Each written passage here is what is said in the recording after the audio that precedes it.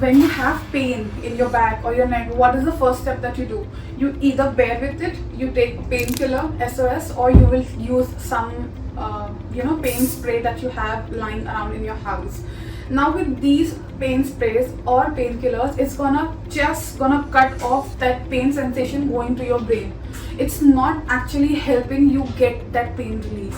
If you want to get out of the pain, we have something called as cell repair, which helps you get out of it here at QI Spinal Clinic.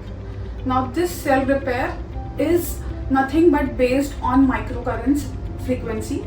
Now it is similar to your bioelectricity in your body, which is required for the flushing out of the toxins, regeneration, nutrient supply, etc. through your cells. Now when there is any wound in the body, it disrupts your bioelectricity. And with cell repair, we are actually helping accelerate that, reduce the wound, accelerate healing over there.